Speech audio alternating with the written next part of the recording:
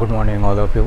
তো আজকে আমরা প্র্যাকটিস সেট করব তোমাদের এই প্রেজেন্ট টাইমে নতুনত্ব কিছু শিখতে পারবে। ক্লাসটি যত এগোতে থাকবে তুমি নিজে বুঝতে পারবে যে আমার শেখার যে লেভেলটা সেটা ধীরে ধীরে বাড়তে থাকছে কনসেপচুয়ালি। তো আমি মূল ফোকাস তোমাদের প্রত্যেকটা ক্লাসেই বলে থাকি যে কিসে ফোকাসটা করতে হয়, কনসেপ্ট। আজকের কোটেশনটা কি দিয়েছি, তোমার সাফল্য তোমার নিজের উপর। কেউ যদি বলে থাকে যে আমার জন্য তুমি সাফল্য লাভ করেছো, তাহলে সে মিথ্যে বলছে, তাই না? তো স্বল্প সময়ে সাকসেস দেওয়ার প্রমাণ আমার কাছেও আছে।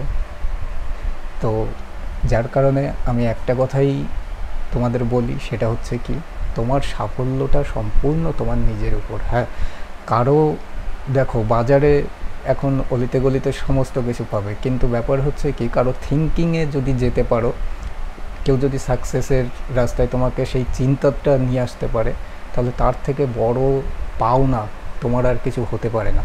অনেকে অল্প বিস্তর পড়ানোর মাঝে থাকে, তারা আসে উলফালভাবে কমেন্ট করে, ওতে আমাদের কিচ্ছু আসে যায় না। তোমার জন্য আমরা আছি, আমি আছি, শুধু এটা মাথায় রাখবে। কিন্তু এই থিঙ্কিংটা যদি তোমার মধ্যে পড়ানোর চিন্তাধারা থেকেও থাকে, ছেলে মেয়েদের তুমি থিঙ্কিংটা, এই কোশ্চেনগুলোর সলিউশন এভাবে তুমি তাদেরকে শেখাতে পারছো কিনা একটু নিজে দেখো। তারপরে না হয় যদি লাইক কোনটাকে বলে সেটা যদি না জেনে থাকো, তাহলে আর কি করে হবে। তো চলে আসি আমরা কোশ্চেনে। ফার্স্ট কোশ্চেন দেখো, এক দুধ বিক্রেতা 630 টাকায় 70 লিটার দুধ ক্রয় করে এবং 5 লিটার জল মিশিয়ে প্রতি লিটার মিশ্রণ 9 টাকায় বিক্রয় করে। তার লাভের শতকরা হার কত? তো এই টাইপের কোশ্চেন আমি যদি তোমাদের হিন্টটা ধরিয়ে দিই, তোমরা ধরে ফেলবে, কিন্তু তার আগে পরে তোমরা গাধার মতন খাটনি করে যাবে। কীরকম? 70 লিটার কিনেছে 630 টাকায়। এবার সে যখন অনেকে বিক্রি করার সময় কি করবে, 70 গুণ 9, মানে ক্রয় মূল্যের টাকা আর বিক্রয় মূল্যের টাকা যদি কম্পেয়ার করতে যাও, সেক্ষেত্রে তুমি এই ফান্ডাটা ইউজ করবে।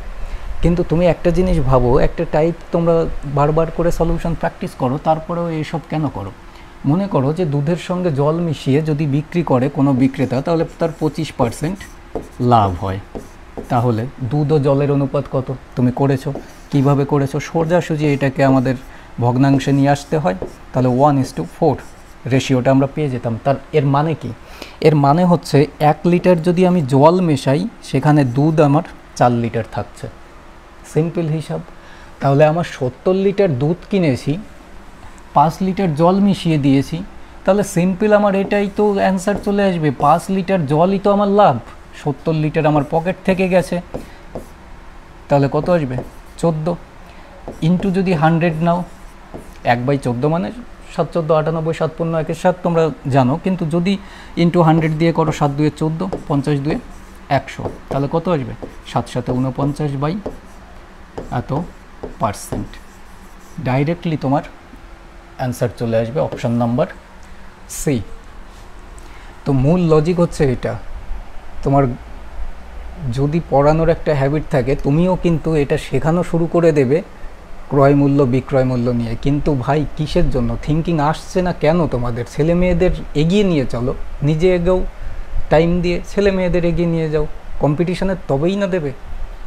আর তুমি যদি একটা ক্যান্ডিডেট হয়ে থাকো, তোমাকে ভাই আমি একটা কথাই বলবো, যে একটা কামার যা কিছু করতে পারে, কোদালও বানাতে পারে, শাবলও বানাতে পারে।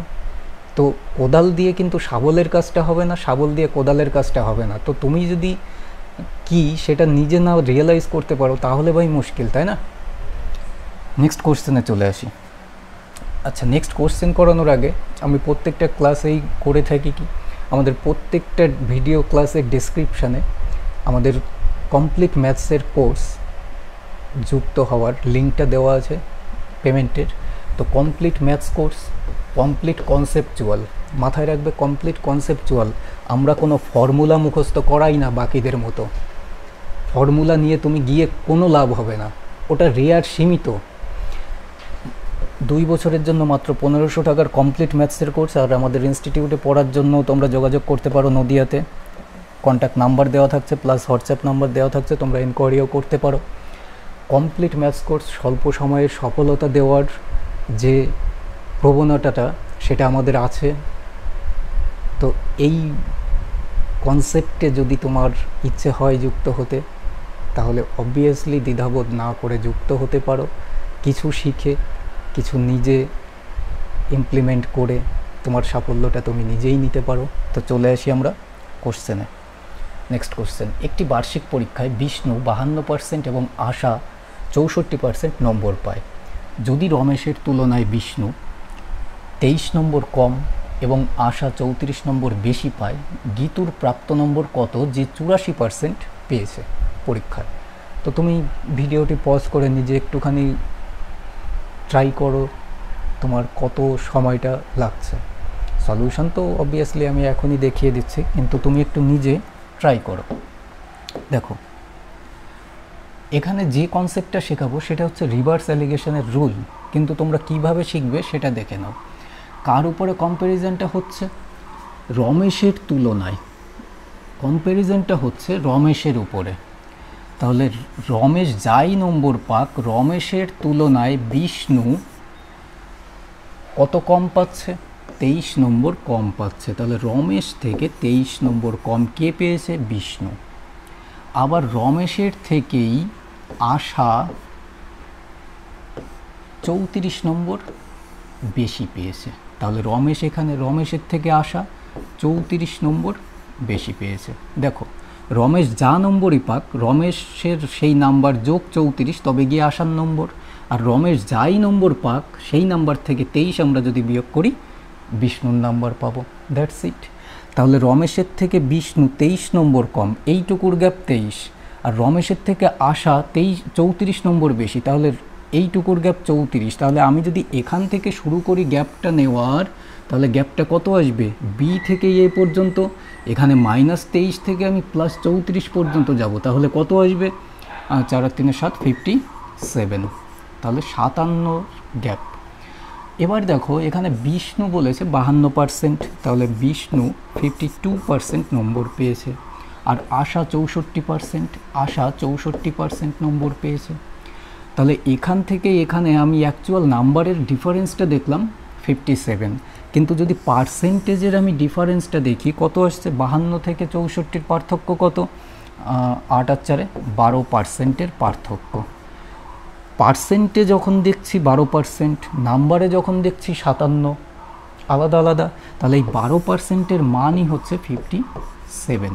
আমাদের কত পার্সেন্ট দরকার? গীতুর প্রাপ্ত নম্বর কত? যে 84% পেয়েছে। তাহলে আমাদের প্রয়োজন 84%-এর মান। এই 12 থেকে কত গুণ বেশি? 7 গুণ বেশি। তাহলে এখানটায় আমরা 7 গুণ বাড়িয়ে দেব। 7 7 49, 9 4 5 7 35 আর 4 39। তাহলে 399 কার নাম্বার? গীতুর প্রাপ্ত নাম্বার, যার মানটা কত? 84% নাম্বার পেয়েছে। কোনো অপশানে নেই 399, অপশন রং আছে। তাহলে অপশন নিয়ে তোমরা পড়ো না ভাই, ঠিক আছে? স্ক্রিনশট নিয়ে রেখো, মোস্ট ইম্পর্টেন্ট টাইপ, ঠিক আছে? আমরা নেক্সট কোশ্চেনে আসি। নেক্সট, দুটি দ্রব্যের মূল্যের অনুপাত 4:5। যদি প্রথমটির মূল্য X% বৃদ্ধি এবং দ্বিতীয়টির মূল্য 30% কমানো হয়, তবে নতুন অনুপাত হয় 10:7। X%-এর মান কত? নিজে ট্রাই করো। X বের করতে হবে, তুমি আবার X ধরো, কোনো প্রবলেম নেই। তো আমরা উইদাউট Xই কী করে করব? দেখো, দুটি দ্রব্যের মূল্যের অনুপাত 4:5 দেওয়া আছে। প্রথমটির মূল্য X% বৃদ্ধি, দ্বিতীয়টির মূল্য 30% কমানো হয়। এবার যখনই পার্সেন্টের খেলা, তুমি 10-এর মাল্টিপল নিয়ে আসো, 10 গুণ। তাহলে এখানে যদি 10 গুণ করি 40, এপাশেও যদি 10 গুণ করি 50। আচ্ছা, এটা আমি নম্বর বাড়িয়েছি, বৃদ্ধি করিয়েছি, কিন্তু কত বৃদ্ধি করিয়েছি, কত পার্সেন্ট বৃদ্ধি করিয়েছি জানি না, কিন্তু এটা আমি জানি যে 30% কমিয়েছি। তাহলে 50-এর যদি 30% আমি ডাউন করি, মানে 50-এর 30% মানে 15, তাহলে আমি 15 যদি কমাই, 50 থেকে যদি 15 কমাই, আমি কত পাবো? 35 পেয়েছি। 50 থেকে 30% কমিয়ে আমি 35 পেয়েছি। কিন্তু পাওয়ার পরে আমি কি করেছি?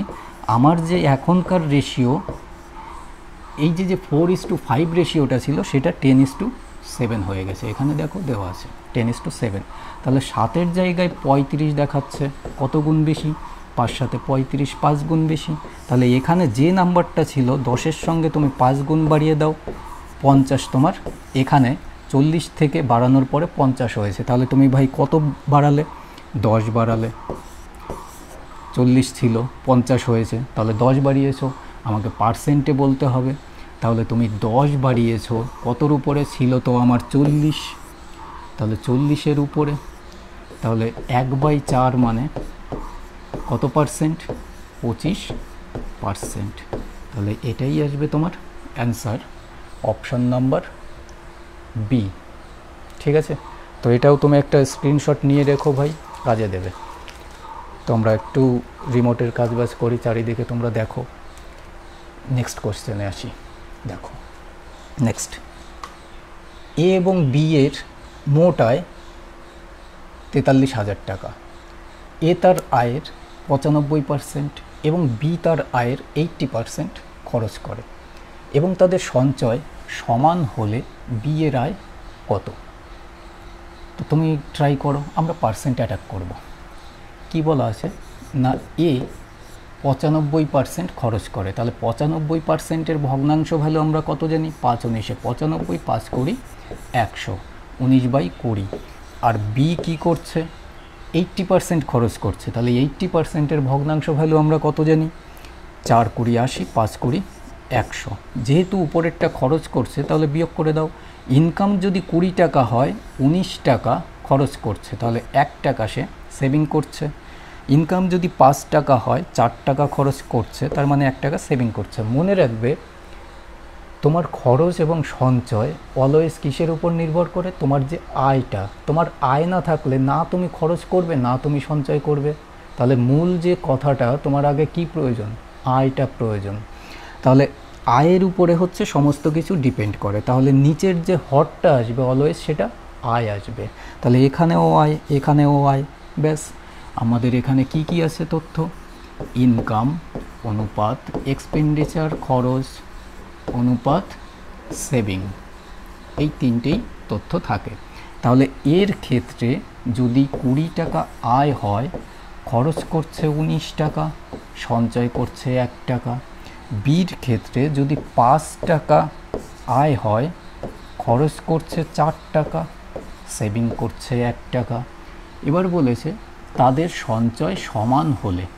দেখো, সেভিং যদি সমান হয়, এখানেও 1 টাকা সেভিং করছে এ, এখানে বি 1 টাকা সেভিং করছে, তাহলে সমান। যদি সমান না থাকতো আমরা ব্যালেন্স করে সমান করে দিতাম।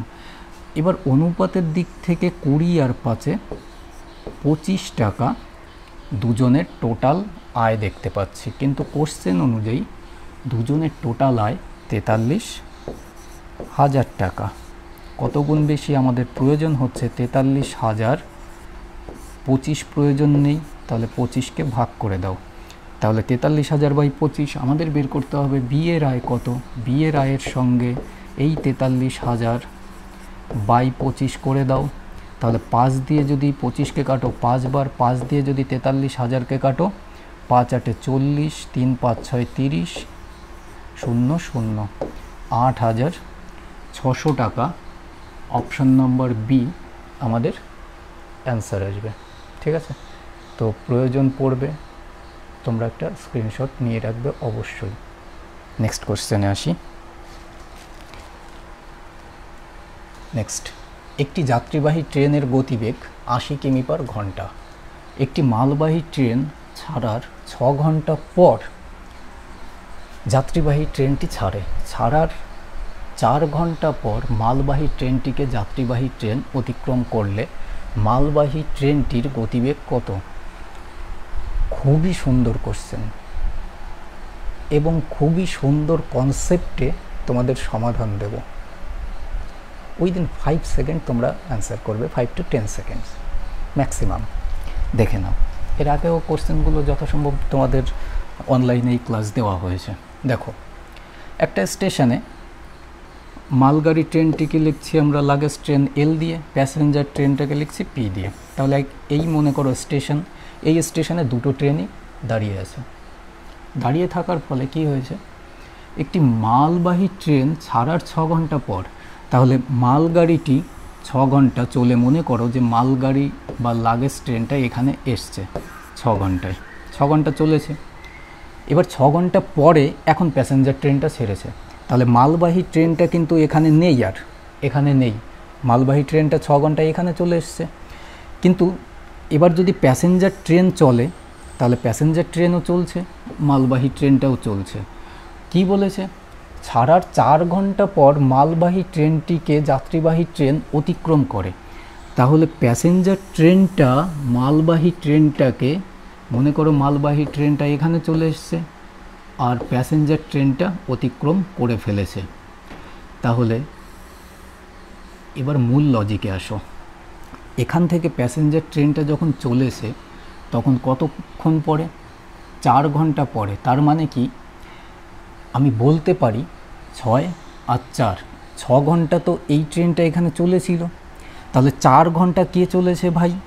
4 ঘন্টা চলেছে প্যাসেঞ্জার ট্রেন, 4 ঘন্টা চলেছে প্যাসেঞ্জার ট্রেন। তাহলে এখান থেকে 4 ঘন্টা চলে এখানে অতিক্রম করে দিয়েছে। কিন্তু মালবাহী ট্রেনটা এখানে, যদি প্যাসেঞ্জার ট্রেন যদি এখানে 4 ঘন্টায় আসে, তাহলে এখান থেকে মালবাহী ট্রেনটাও এখানে 4 ঘন্টায় এসছে। কিন্তু তুমি ভাবো মালবাহী ট্রেনটা এখান থেকে এখানে 6 ঘন্টার পরে যদি আরও 4 ঘন্টা সময় নেয়, তাহলে মালবাহী ট্রেনটা এখান থেকে পৌঁছাতে টোটাল কত সময় নিয়েছে? 10 ঘন্টা। কারণ এখানে এইটুকু 6 ঘন্টা, এইটুকু 4 ঘন্টা, তাহলে 10 ঘন্টা। তাহলে আমি এখান থেকে রেশিও পাবো, কি রেশিও পাবো? Passenger train is to luggage train. যে দূরত্বটা এখান থেকে এইটুকু দূরত্বটা প্যাসেঞ্জার ট্রেন 4 ঘন্টায় কভার করেছে আর লাগেজ ট্রেনটা 10 ঘন্টায় কভার করেছে। তাহলে 2 2 4, 5 2 10, এটা আমরা পেলাম এদের টাইমের রেশিও। তাহলে ডিস্টেন্স তো এখানে ফিক্সড, তাহলে স্পিডের রেশিও কি হয়ে যাবে? 5:2, 5:2। এবার কি বলেছে? যাত্রীবাহী ট্রেনের গতিবেগ 80 কিমি/ঘন্টা।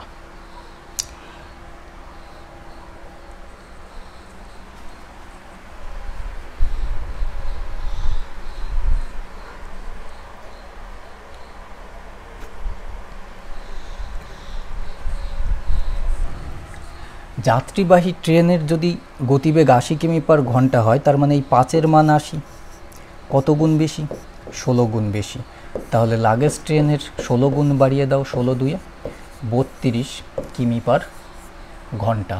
অপশন নাম্বার সি তোমার অ্যান্সার চলে আসবে। ঠিক আছে ভাই, একটা স্ক্রিনশট মাস্ট। পরে কোন ক্লাসে খুঁজে বেড়াবে তুমি নিজেও বুঝে উঠতে পারবে না। ঠিক আছে, ডেফিনেটলি স্ক্রিনশট নিয়ে রাখবে যে কোশ্চেনটা তোমার মনে হবে যে না তুলে রাখা দরকার। নেক্সট কোশ্চেনে আসি। নেক্সট, এক্স এবং ওয়াই দুটি সংখ্যার গসাগু এবং লসাগু যথাক্রমে 3 এবং 105 এবং এক্স প্লাস ওয়াই ইকুয়াল 36 হলে 1/x প্লাস 1/y এর মান কত? তো এই টাইপের কোশ্চেনের আগের একটা ক্লাসে আমরা করিয়েছিলাম, সেটা বীজগাণিতিকভাবে সলিউশন করিয়েছিলাম, বীজগাণিতিকভাবে অ্যান্সার আলাদা এসেছিল। তো এলসিএম এইচসিএফ কনসেপ্টে যদি আমরা করি, সেই কনসেপ্টটা যদি তোমার জানা থাকে, দেখো দেওয়া আছে গসাগু, এইচসিএফ দেওয়া আছে 3 আর এলসিএম লসাগু দেওয়া আছে কত? 105। অলওয়েজ লসাগু করার সময় দেখবে লসাগুর মধ্যেই কিন্তু গসাগুটা প্রেজেন্ট থাকে। তাহলে এর মধ্যে থেকে যদি গসাগুটা বাদ দিয়ে নাও, তাহলে কত পড়ে থাকবে? ফ্যাক্টরগুলো 3 দিয়ে ভাগ করে দাও, 3 3 9, 3 5 15, 35। তাহলে এটা আসে দুটো কি প্রাইম ফ্যাক্টরের গুণফল। তাহলে দুটো প্রাইম ফ্যাক্টরে যদি গুণ করো 5 7 35, 5 7 35 হয়, 1 গুণ 35 হয়, কিন্তু আমাদের প্রাইম ফ্যাক্টরে নিতে হবে। সব থেকে ছোটো ডিফারেন্স আসে সেরকম ফ্যাক্টর। তাহলে এই হচ্ছে মূল প্রাইম ফ্যাক্টর দুটো, কিন্তু গসাগু হচ্ছে 3। তাহলে এই সংখ্যার সঙ্গেও 3 গুণ করো, এর সঙ্গেও 3 গুণ করো, তাহলে সংখ্যা দুটো পেয়ে যাবে। 3 7 21 একটা সংখ্যা, 3 5 15 আরেকটা সংখ্যা। 21 আর 15 সংখ্যা দুটো যদি যোগ করো তাহলে কত হচ্ছে? দেখো 36 হচ্ছে। তাহলে এটা যোগ করলে, তাহলে এক্স যদি 21 হয়, ওয়াই সংখ্যাটা 15, আমাদের বের করতে বলেছে কি 1/x প্লাস 1/y, মানে এই সংখ্যা দুটোর অনন্যকের মান। তাহলে অনন্যক মানে 1/21 প্লাস 1/15। তাহলে 21 আর 15-র লসাগু তো আমরা জানি 105ই হবে। তাহলে নিচে তো 105, উপরে 21 দিয়ে 105কে 5 বার প্লাস 15 দিয়ে 105কে 7 15 105 7 বার। তাহলে 7 5 12 বাই হচ্ছে 105। 3 দিয়ে যদি কাটি 4 বার, 3 দিয়ে যদি কাটি 35 বার। তাহলে 4/35 আমাদের কি আসবে, অ্যান্সার আসবে 4/35, বি অপশন। ঠিক আছে, একটা স্ক্রিনশট নিয়ে রেখো, তোমাদের ম্যাক্সিমামটাই এই টাইপের কোশ্চেন ভুল করো। ঠিক আছে, নেক্সট কোশ্চেনে আসি। নেক্সট কোশ্চেনগুলো একটু পজ করে ভিডিওটি নিজেরা চেষ্টা করবে, তোমাদেরও প্র্যাকটিস হলো, তারপরে তো সলিউশন আমি করেই দিচ্ছি না। এক ব্যবসায়ী একটি দ্রব্যের বাজার মূল্য ক্রয় মূল্য অপেক্ষা 20% বৃদ্ধি করে, কিন্তু 10% ছাড়ে দ্রব্যটি বিক্রয় করে। যদি দ্রব্যটির বিক্রয় মূল্য 216 টাকা হয়, তবে দ্রব্যটির ক্রয় মূল্য কত? তো এই টাইপের কোশ্চেন দেখো, বাজার মূল্য মানে মার্ক প্রাইস, এত পার্সেন্ট বৃদ্ধি করে মানে ক্রয় মূল্য সিপি, আর 10% ছাড়ে যদি বিক্রয় করে তার মানে এসপি সেলিং প্রাইস। তাহলে এখান থেকে আমি যে তিনটে ডাটা পাবো, সিপি, এমআরপি আর হচ্ছে এসপি বিক্রয় মূল্য, 20% বৃদ্ধি করে। তাহলে 20% যদি বৃদ্ধি করে ভাই, তার মানে কি 1/5। তাহলে 5 টাকায় 1 টাকা বৃদ্ধি মানে 6 টাকা। বাজার মূল্য ক্রয় মূল্য অপেক্ষা 20% বৃদ্ধি করে, তাহলে ক্রয় মূল্য যদি 5 টাকা হয়, বাজার মূল্য মানে এমআরপি কত টাকা করছে, 6 টাকা। ঠিক আছে, এবার দ্রব্যটি কত পার্সেন্ট ছাড়ে, না 10% ছাড়ে বিক্রয় করছে। তাহলে 10%-এর ভগ্নাংশ ভ্যালু 1/10। তাহলে 10 টাকায় 1 টাকা কম মানে 9 টাকায় বিক্রি। তোমার ক্রয় মূল্যের উপরেই লাভ ক্ষতি ডিপেন্ড করে। তাহলে আমার যদি দ্রব্যটা 10 টাকা কেনা থাকে, আমি বিক্রি করছি কত টাকায়, 9 টাকায়। 10% ছাড়ে বিক্রয় করে, 10% যদি ছাড়ে বিক্রি করে, তার মানে কি আমার এমআরপির উপরেই আমি বিক্রি করব। তাহলে ছাড়টা তো এমআরপির উপরে হয়। তাহলে 10 টাকা যদি আমার বাজার মূল্য হয়, আমি বিক্রি করেছি 9 টাকায়। এবার আসি আমরা ব্যালেন্সে। এমআরপি দেখো ফিক্সড, একবার 6 একবার 10, আলাদা আলাদা ভ্যালু। 6 আর 10-এর লসাগু কত পাবো আমরা, 30। তাহলে 6-এর সঙ্গে যদি আমরা 5 গুণ করি 30 হলো, 10-এর সঙ্গে যদি 3 গুণ করি 30 হলো। তাহলে এখানেও 3 গুণ করো, এখানেও 5 গুণ করো, কারণ এই অনুপাতের সঙ্গে এর রিলেশন ছিল। এখানে 5 গুণ করেছো, এখানে 5 গুণ করে দাও, ব্যাস রেশিও পেয়ে যাব আমরা। 5 5 25, 30, 3 9 27। আমাদের কি বের করতে বলেছে, দ্রব্যটির বিক্রয় মূল্য 216 টাকায় হলে দ্রব্যটির ক্রয় মূল্য কত? তাহলে দেখো বিক্রয় মূল্য, তাহলে বিক্রয় মূল্য 27 নয় কত, 216। কত গুণ বেশি, 9 দিয়ে কাটি আমরা, 3 9 27, 9 দিয়ে কাটলে 9 2 18, 18 তো 36, 4 9 36, 3 দিয়ে 8 বার, তাহলে 8 গুণ বেশি। আমাদের ক্রয় মূল্য বের করতে বলেছে, 25-এর সঙ্গে 8 গুণ বাড়িয়ে দাও, 8 25-এ কত, 200। তাহলে সিম্পল আমাদের অ্যান্সার কত হয়ে যাবে, 200 টাকা, ডি অপশন। ঠিক আছে,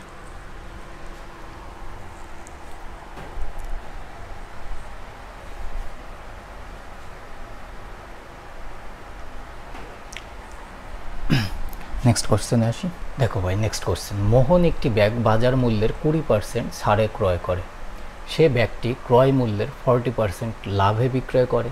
যদি ব্যাগটি সে বাজার মূল্যে বিক্রয় করে, তবে তার লাভের শতকরা হার কত? তো এই টাইপের কোশ্চেন তোমাদের বেসিকে করানোর আগে শর্টে করে দিই, দেখো আরও স্পিডে করতে পারবে। বাজার মূল্যে বিক্রয় করে, তবে তার লাভের শতকরা হার কত?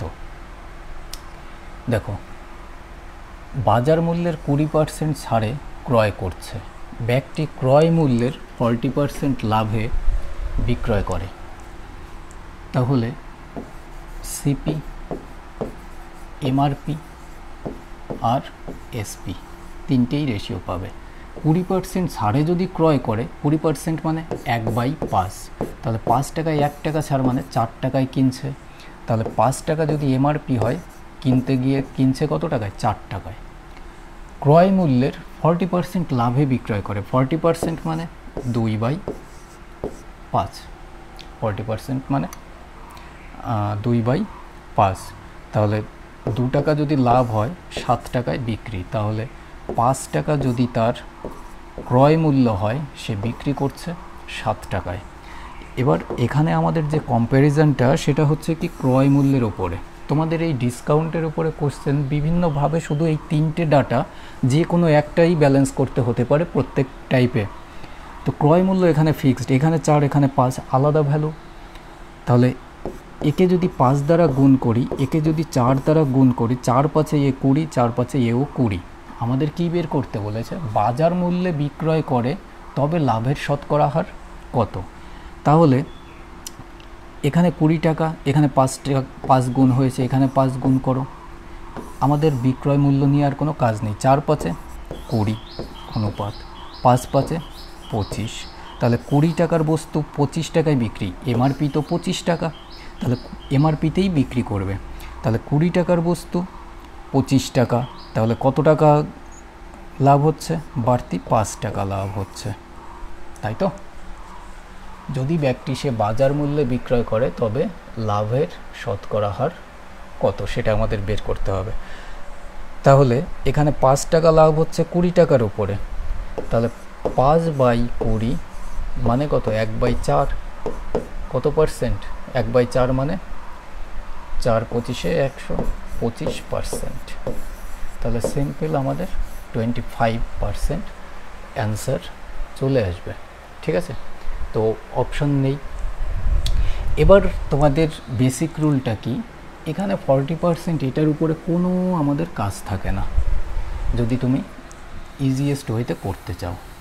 দেখো, ক্রয় মূল্যের উপরে বিক্রয় কি বাজার মূল্যের উপরে 20% ছাড়ে, তাহলে 5 টাকার বস্তু সে 4 টাকায় কিনেছে, তাহলে এমআরপি আর হচ্ছে সিপি। এবার সে কি করবে? বাজার মূল্যেই বিক্রয় করবে। তাহলে বাজার মূল্য মানে কি? 5 টাকাতেই বিক্রি করবে। তাহলে 4 টাকার জিনিস যদি 5 টাকায় বিক্রি করে, 1 টাকা লাভ। তাহলে 1 টাকা লাভ হচ্ছে 4 টাকার উপরে 1/4 মানেই তো 25%। That's it. বুঝতে পারলে? তো এই হচ্ছে আমাদের শর্টকাট, আর এটা হচ্ছে আমাদের বেসিক রুল। নেক্সট কোশ্চেনে আসি। দেখো, ফার্স্টেরটুকু পড়বে না, ঠিক আছে? কৃষ্ণ থেকে পড়ো, তার আগে পড়তে হবে না, ঠিক আছে? ওটা অফলাইন সেন্টারের ছেলেমেয়ের জন্য। এবার তুমিও যদি সেটা নিজেকে মনে করো আমারই কোনো শিক্ষার্থী, তাহলে তুমি পড়ে নিতে পারো, কোনো অসুবিধা নেই। কৃষ্ণ একটি ক্যামেরা কিনতে গিয়ে বাজার দর থেকে 20% কম দেয়, সে এটি 40% লাভে বিক্রয় করে, বাজার মূল্যের ওপর তার শতকরা লাভের হার কত? তো এই টাইপের কোশ্চেনও আমরা ইজিয়েস্ট ওয়েতে করতে পারি যদি 100 ধরে নিই। কীরকম? বাজার মূল্যের উপর আমাকে শতকরা লাভের হারটা বের করতে হবে, তাহলে আমি বাজার মূল্যটাই ধরে নিচ্ছি 100 টাকা, ধরে নিচ্ছি। এবার কিনতে গিয়ে বাজার দর থেকে যদি আমি 20% কম দিই, তাহলে আমি যদি 20% কম দিই, তাহলে ক টাকায় কিনে আনছি? 100 টাকার বস্তু 20 টাকা কম মানে 80 টাকায় আমি কিনে নিয়ে আসছি। 40% লাভে বিক্রি করছি, তাহলে 80 টাকার বস্তুটা যদি আমি 40% লাভে বিক্রি করি, তার মানে কি 4 8 32 টাকা লাভ বাড়তিতে বিক্রি করছি। তাহলে বিক্রি আমি কততে করছি? 112 টাকায় আমি বিক্রি করছি।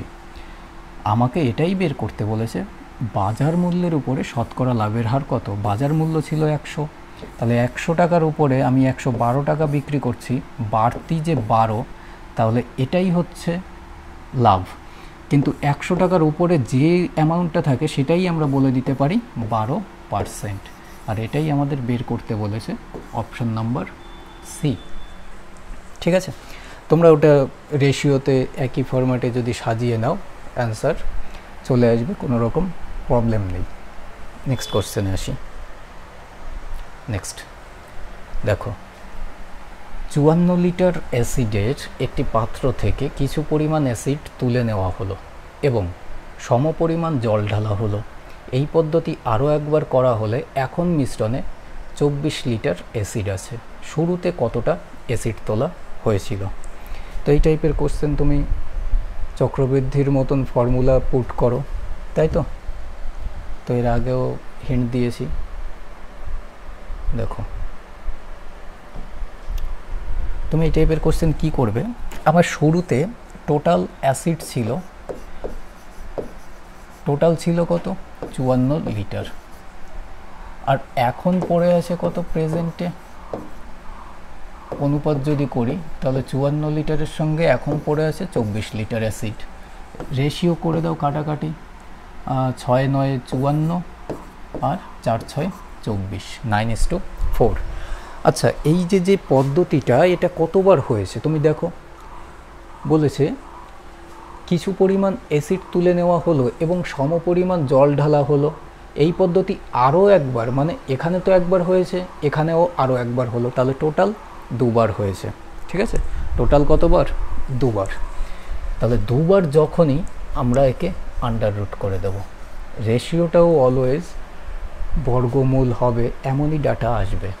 তাহলে 9-এর বর্গমূল মানে 3, 4-এর বর্গমূল মানে 2, অর্থাৎ যদি 3 লিটার থাকে আমার কাছে এখন 2 লিটার আছে, তার মানে কি আমি প্রত্যেকবারে 1 লিটার অ্যাসিড তুলছি আবার 1 লিটার জল ঢালছি। তার মানে এই যে পার্থক্য 1 আসলো, এই একটা কেন আসলো? এই 1 লিটার জল ঢালা হয়েছে। এবার 1 লিটার যদি আমি জল ঢালি তার মানে কি সেই জলটা আমি কিভাবে ঢাললাম? আমি 1 লিটার নিশ্চয়ই অ্যাসিড তুলে ফাঁকা করে দিয়েছি, তারপরে এই 1 লিটার জল ঢেলেছি। কিন্তু শুরুতে আমার কত লিটারের অ্যাসিড ছিল? 54 লিটার। কত গুণ বেশি 3-এর থেকে? 18 গুণ। তাহলে 1-এর সঙ্গে তুমি সিম্পল 18 গুণ বাড়িয়ে দাও, 18 লিটার তোমার প্রত্যেকবারে অ্যাসিড তোলা হয়েছে। তাহলে বি ইজ ইয়োর অ্যান্সার। ঠিক আছে, নেক্সট কোশ্চেনে যাই। নেক্সট, বিজয় 2 ধরনের মদ কিনলো। ব্র্যান্ড তোমরা নিজেরাই সাজিয়ে নিও, হুইস্কি আর রাম। 2 প্রকারের মদে অ্যালকোহল ও জলের অনুপাত যথাক্রমে 3:4 এবং 5:6। এই 2 প্রকার মদ 4:5 অনুপাতে 54 লিটারের প্যাক বানালো।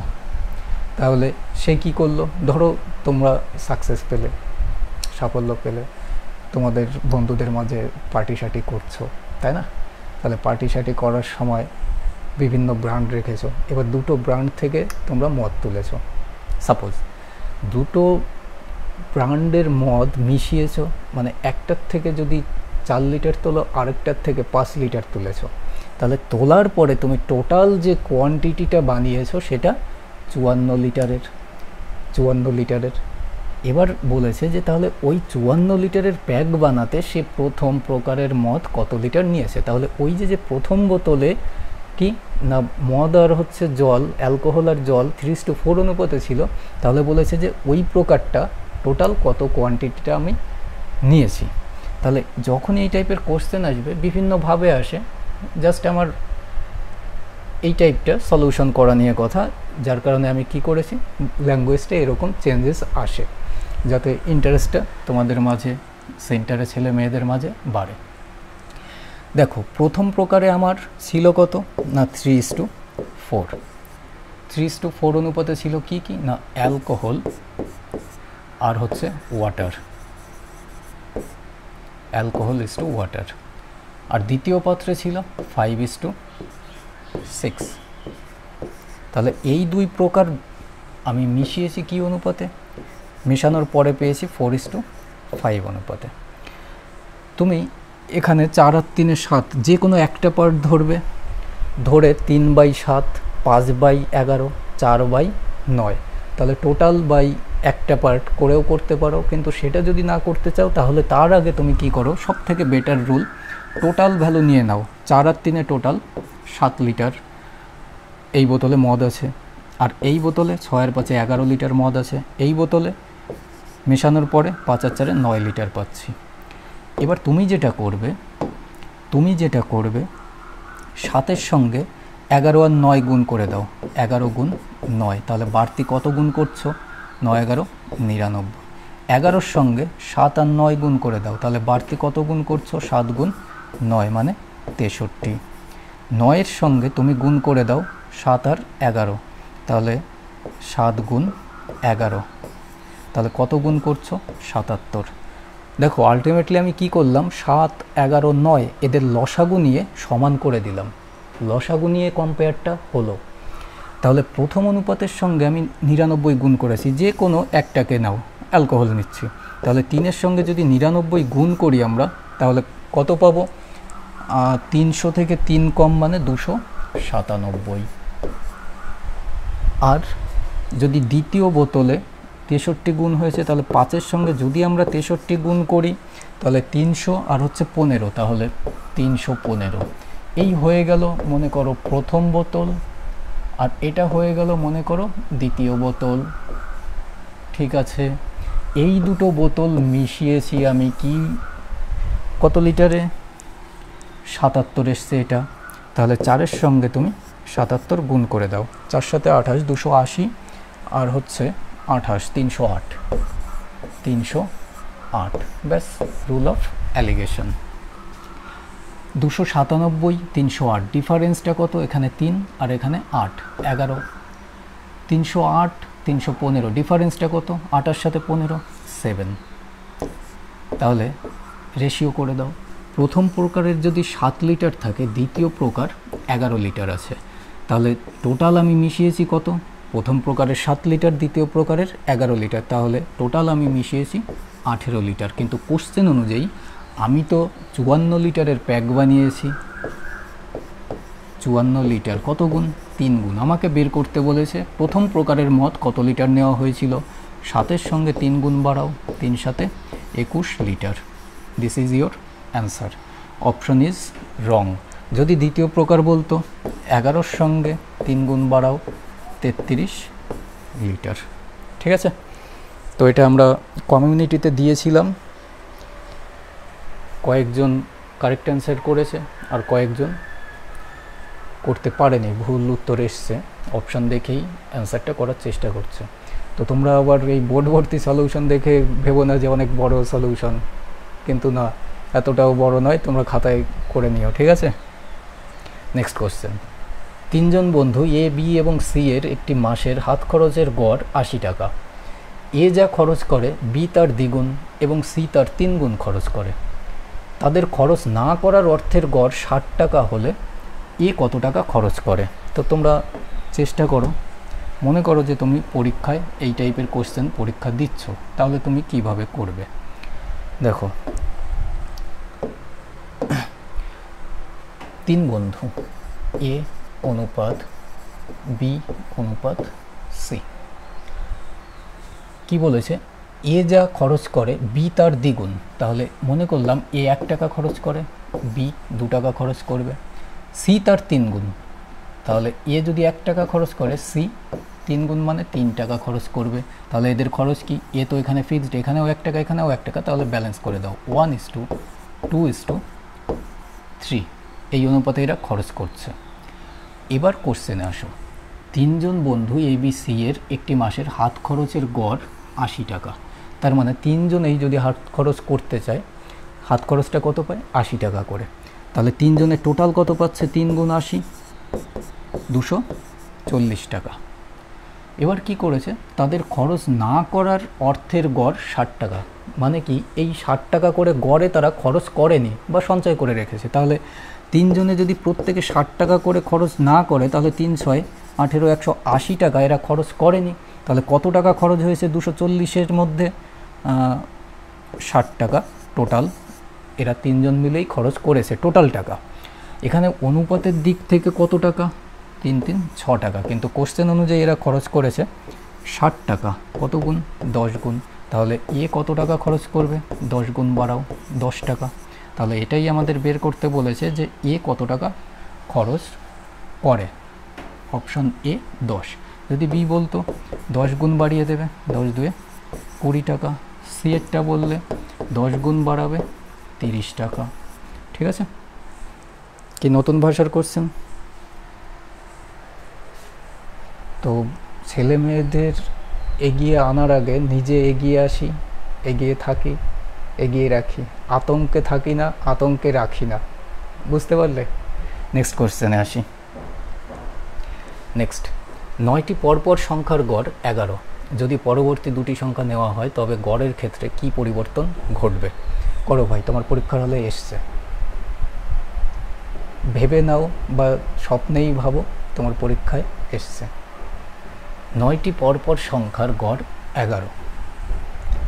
যদি পরবর্তী দুটি সংখ্যা নেওয়া হয় তবে গড়ের ক্ষেত্রে কি পরিবর্তন ঘটবে?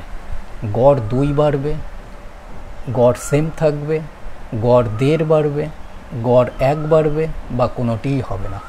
অপশনও রয়েছে, নান অফ দিস মানে উপরের কোনোটিই নয়। কিভাবে করবে দেখো। 9টি পরপর সংখ্যা, তুমি ভাবো আমি 1 থেকে শুরু করে পরপর সংখ্যা মানে ক্রমিক সংখ্যা বলেছে 1 2 3 4 5 6 7 8 9, 9টা সংখ্যা নিলাম। যদি এদের গড় করি 9 আর 1 10, 10কে 2 দিয়ে ভাগ করো 5, তাহলে মিডিল সংখ্যাটা এটা আসবে গড়, অ্যাভারেজ গড় 5 পাবে। এবার বলেছে পরবর্তী দুটি সংখ্যা যদি নেওয়া হয়, 9 এর পরে কত 10, তারপরে 10-এর পরে 11। ঠিক আছে, তাহলে ছিল এই 9 পর্যন্ত, তারপরে আরও দুটো সংখ্যা নিয়েছি 10 আর 11। এবার গড় কত আসবে 11 আর 1 12, 12কে যদি 2 দিয়ে ভাগ করি এবার গড় হচ্ছে আমার কত 6, তাহলে এখন আমার গড় হচ্ছে 6। তাহলে আগে যে গড় ছিল সেই গড় থেকে এখন, আগে 5 ছিল এখন 6 হচ্ছে, কত বেড়েছে গড় 1 বেড়েছে, তাই তো? এটাই তোমার অ্যান্সার। ইনডাইরেক্টলি বের করতে বলেছে, তুমি এই কনসেপ্ট থিওরিটা দিয়ে অ্যান্সারটা করতে পারছো কি না। তাহলে কি হবে, ইনক্রিজ বাই 1, অর্থাৎ গড় 1 বাড়বে, গড় কি হবে 1 বাড়বে। ঠিক আছে,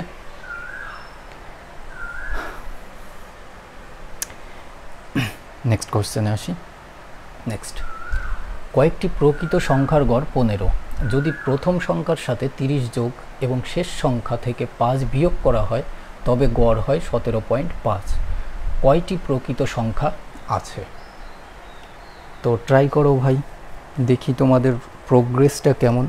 যদিও বা ক্লাসটা লাইভে হচ্ছে না, বা তুমি লাইভে দেখতেও পাচ্ছ না এখন। দেখো কি করে সলিউশন করবে। কয়েকটা সংখ্যা ছিল, জানো না কয়টা সংখ্যা আছে, কিন্তু কি বলেছে প্রথমে যে সংখ্যাটা ছিল সেই সংখ্যাটা 30 বাড়ানো হয়েছে, আর একদম লাস্টে যে সংখ্যাটা ছিল সেই সংখ্যাটা থেকে 5 কমানো হয়েছে। তাহলে আলটিমেটলি আমার যে চেঞ্জেসটা আসছে সেই চেঞ্জেসটা কত, 30 আমি একটা সংখ্যার বাড়িয়েছি, একটা সংখ্যার 5 কমিয়েছি, তাহলে আলটিমেটলি দেখো আমি 25 বাড়তি বাড়িয়েছি। সিরিজটাতে বাড়তি আমি 25 বাড়িয়েছি, একটা সংখ্যা 30 বাড়ানো, আরেকটা সংখ্যার যদি 5 কমানো হয়, বাদ বাকি সংখ্যাগুলোর আমি কোনো চেঞ্জ করিনি। তার মানে কি, আমি টোটালের উপরে 25 বাড়িয়েছি, টোটালের উপরে টোটাল নাম্বার বা যোগফল 25 বাড়িয়েছি। এবার দেখো গড় আমার ছিল 15, এখন গড় হয়েছে কত 17.5। গড় কত বেড়েছে, গড় দেখো 15 থেকে 17.5 মানে 2.5 বেড়েছে, তাই না? তাহলে আমি তোমাদের একটা রুল শেখাই, গড়ে যদি কোনো কিছু বাড়া হয়, গড়ে যদি কোনো কিছু বেড়ে যায়, মাথায় রাখবে সেটা পুরো গ্রুপটার প্রত্যেকের মাথা পিছু বাড়ে। এবার মনে করো যে গ্রুপটাতে এক্সটা সংখ্যা আছে, এক একটা সংখ্যায় যদি 2.5 করে বাড়ে তাহলে এক্সটা সংখ্যায় কত বাড়বে, এক্স ইন্টু 2.5। তাহলে এই গ্রুপটার উপরে 2.5 করে যদি গড়ে বেড়ে যায়, সেই বাড়ার জন্য অ্যাকচুয়াল যে বাড়তিটা সেটা কত বাড়ছে 25। বুঝতে পারছো? তাহলে দশমিক তুলে দাও, নিচে 10, 25-এর সঙ্গে 25 কাটবে, তাহলে এক্স এর মান কত পাবে? এই 10 তো এই পাশে গুণ হবে, তাহলে এক্স এর মান 10 মানে কি? আমি এক্সটাই সংখ্যা ভেবেছি, তাহলে অপশন নাম্বার বি 10টা প্রকৃত সংখ্যা ছিল। বুঝতে পারলে ভাই? তো এই স্লাইটলি চেঞ্জেস করে তোমাদের কোশ্চেন আসতে চলেছে। আশা করছি কোচিংয়ের বাইরেও তোমাদের কিছু হেল্প করাতে পারছি, আই নো। নেক্সট, যদি 16টি ক্রমিক জোড় সংখ্যার গড় 93 হয় তবে বৃহত্তম সংখ্যাটি কত? করো ভাই, এক্সই ধরো। এক্স ধরতে ধরতে পরীক্ষায় যে দুটো পেজ রাফ শিট পাবে না, সেই দুটোতেও ধরাতে পারবে না সলিউশন। মানে ওই 16টা এক্স, প্রথমটাই x, x plus 2, x plus 4, x plus 6, x plus 8, x plus 10, x plus 12, x plus 14, এভাবে করতে করতে 16টা সংখ্যা লাইন দিয়ে লিখতে লিখতেই তো শুধু লাইন আর লাইনই আসবে না। তো এটা তোমাদের আউটে নিয়ে আসার এই কারণ যে তোমরা ডিফারেন্স করো, ঠিক আছে? ডিফারেন্সে আসতে হবে। হ্যাঁ, কিছু এক্সেপশন থাকে যারা নিজেদের রাস্তা নিজেরা তৈরি করে নিতে পারে, কিন্তু সবাই না, সেটা রেয়ার। যদি 16টি ক্রমিক জোড় সংখ্যার গড় 93 হয় তবে বৃহত্তম সংখ্যাটি কত? এবার তোমরা কি না 16টা সংখ্যা এভাবে সাজাতে সাজাতেও যেতে পারো, যে মিডিল সংখ্যাটা গড় মানে কি, মিডিলের সংখ্যা আসবে। এবার আমি তোমাদের কি শেখাবো, দেখো 16টা সংখ্যা আছে, তাহলে 16টা সংখ্যা মানে এই 16টা সংখ্যার গড় কোন কোন সংখ্যা মিলে এসছে, 2 দিয়ে ভাগ করো, যেহেতু জোড় সংখ্যা তার মানে 8। এবার জোড় সংখ্যা যেহেতু বলেছে কিন্তু 93 গড়, তার মানে আমি জানি 8th নাম্বার আর এরপরে 9th নাম্বার, এই দুটোর মিডিলের সংখ্যাটাই হচ্ছে 93, যেটা আমাদের অ্যাভারেজ। তাহলে এখানে 8th নাম্বার ছিল আর এখানে 9th নাম্বার ছিল, এই মিডিলে এসছে অ্যাভারেজ আমাদের 93। যেহেতু জোড় সংখ্যার সিরিজ এটা, তাহলে 93-এর আগের জোড় সংখ্যা কত? 92। তাহলে এটা একটা জোড় সংখ্যা ছিল। 93-এর পরের জোড় সংখ্যা কত? 94। তাহলে আমি বলতে পারি অষ্টমতম জোড় সংখ্যা 92, নবমতম জোড় সংখ্যা 94। সিরিজটাতে টোটাল সংখ্যা আছে কটা? 16টা। তাহলে মনে করো এটা ফার্স্ট, 1 থেকে শুরু করে 16 পর্যন্ত। তুমি ভাবো এটা 9th নাম্বার, 9 থেকে শুরু করে 16 পর্যন্ত কতগুলো সংখ্যা তোমার পেরোতে হয়েছে? 9-এর সাথে 16, 7টা সংখ্যা। এক একটা সংখ্যার মাঝে 2 করে গ্যাপ। জোড় সংখ্যা মানে কি 2, তারপরে 4, তারপরে 6, দেখবে 2 করে গ্যাপ। তাহলে 7টা সংখ্যা পার করে যখন 16টা সংখ্যায় যাবে, তাহলে কতগুলো গ্যাপ তোমাকে কভার করতে হবে? এক একটা সংখ্যার জন্য 2 করে, 7টা সংখ্যার জন্য কারেক্ট 7 গুণ 2, 14 নাম্বার গ্যাপ তৈরি হবে। তাহলে যদি তুমি এটা ধরো, তাহলে 94-এর সঙ্গে এই 14 অ্যাড করো, কত আসবে? 4 4 8, 108 তোমার 16তম সংখ্যা আসবে। 108 অপশন নাম্বার সি তোমার অ্যান্সার আসবে। ঠিক আছে, লজিক্যালি ওরালি করার চেষ্টা করো, না হলে তোমাদের প্রচুর টাইম লস হবে। যদি এই 8তম সংখ্যাটা ধরে করো, 8 থেকে যদি 16তম সংখ্যায় যাও, তার মানে কি 8টা ঘর তোমাকে পেরোতে হবে। তাহলে 8-এর সঙ্গে তুমি দ্বিগুণ করবে, 8 2 16। তাহলে 92-এর সঙ্গে যদি 16 অ্যাড করো, তবুও দেখবে 108ই আসবে। ঠিক আছে, এটাই হচ্ছে মূল লজিক। অযথা ভাই একটু একটু আমি পড়ানো শিখলাম, যারা শিখিয়ে সাফল্য দিচ্ছে তাদের ক্লাসে গিয়ে কোনটা লাইক বলে কোনটা ডিসলাইক বলে না জেনেই করে দিলাম, তো কী হবে? ছেলে মেয়েদের আগে তুমি নিজে শেখানোর চেষ্টা করো, তারপরে না গিয়ে করতে পারো, তাই না? তো বিভিন্ন ক্লাসে দেখবে যে ক্যালকুলেশন একটু ভুল হতে পারে, কারণ কি সেন্টারেও দেখবে মানে তোমাদের ক্যালকুলেশনটা আমার করার আগে তারাই করে দেয়, যার কারণে অতটা ক্যালকুলেশন করতে হয় না। তো ক্যালকুলেশন, যোগ বিয়োগ, গুণভাগ ক্লাস শ্যুটের সময় ভাই মিস্টেক হতেই পারে, ওটা মাইনর প্রবলেম আমি মনে করি। কিন্তু তোমরা প্রসেস শিখে নিয়ে নোট ডাউন ডেফিনেটলি করে থাকবে। কে কোথায় কী করাচ্ছে তোমার দেখার কোনো প্রয়োজন নেই। ফসবুক নিয়ে পড়ে থেকো না ভাই, বুঝলে? ওই ফসবুকের টাইমটা কি করবে না, ক্লাস দেখো বা বইয়ের মধ্যে থাকো, দুটো রাস্তা তোমার ওই সিঁড়ি টপকানোর জন্য। ফসবুক এসব সোশ্যাল মিডিয়া বাদ রাখো। মাথায় রাখবে, যারা সোশ্যাল মিডিয়ায় এসে জ্ঞান মারছে না, এভাবেই বলছি, যারা সোশ্যাল মিডিয়ায় এসে আজকে মোটিভেট করার জন্য আসছে, জ্ঞান মারছে, ওদের সেই সময় কিন্তু এই সোশ্যাল মিডিয়াটা ছিল না।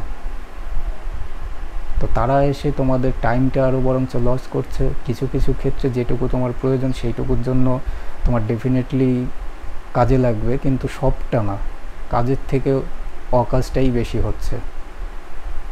তো দেখা হচ্ছে নেক্সট ক্লাসে। Thanks for watching social media, এর থেকে আর বেশি কিছু বলতে পারি না।